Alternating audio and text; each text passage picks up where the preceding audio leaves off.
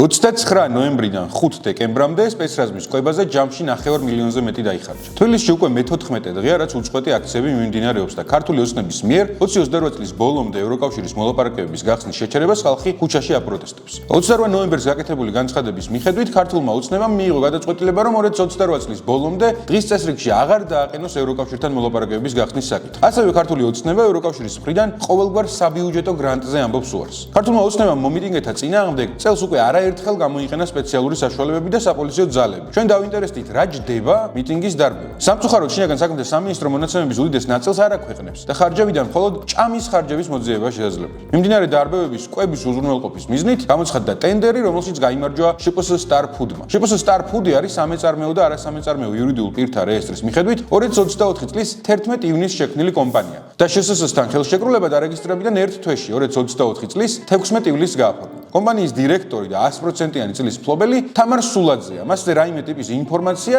ღია წყაროების საშუალებით ფაქტობრივად არ მოიძებნა. გარდა იმისა, რომ 2020 წელს ქართველ ტრადიციონალისტთა კავშირში მუშაობდა და მიიღო ანაზღაურება 100 ლარი. ამ კომპანიამ 29 ნოემბრამდე ჯამში 200,000 ლარის 22,000-ზე მეტი ეგრეთ წოდებული ლანჩბოქსი მოამზადა. ამის შემდგომ ახალი ტენდერი გამოცხადდა, 11 დეკემბრამდე იყო წინადადებების მიღება, თუმცა ტენდერი ჩაიშალა და მანამდე პერიოდში სპეცრაზმის გამოსაკვებად შსს გამარტივებული შესყიდვით ყიდულობს ლანჩბოქსებს. ვისგან ვერ გავიგეთ, მაგრამ ჯამში 300,000 ლარზე მეტის საკვები შეიძინა. ანუ მიმდინარე დარბევებზე 5 დეკემბრის ჩათვლით კვებაზე დაიხარჯა 9 მილიონზე მეტი. გაზაფხულის დარბევებს რაც შეეხება რუსული კანონის აქციების დაშლისას, საპოლიციო ძალების გამოკვება ოდნავ მეტი 675,000 ლარი დაჯდა. აპრილ-მაისის ტენდერი შპს ევროპულმა საცხობმა მოიგო, რომელმაც დაახლოებით 150,000 ლარი მიიღო და 16,000-ზე მეტი ლანჩბოქსი დაამზადა. ამ კომპანიის მფლობელი არის შპს Degusto International, ხოლო დირექტორი ალექსანდრე ნორაკიძე. ხელშეკრულების მიხედვით ლანჩბოქსებში კოკა-კოლაც უნდა შესულიყო, თუმცა მოგვიანებით კონტრაქტი შეიცვალა და კოკა-კოლას ნაცვლად პეპსი ჩაიწერა. დანარჩენი 9 მილიონის ლანჩბოქსები შსს გამარტივებული შესყიდვით შეიძინა და ვისგან ამის მოძიება ვერ შევძელით. მოკლედ რომ ვთქვათ, წელს მოქალაქეების საპოლიციო ძალებით დასჯისთვის გამოყვანილი ადამიანების მხოლოდ კვება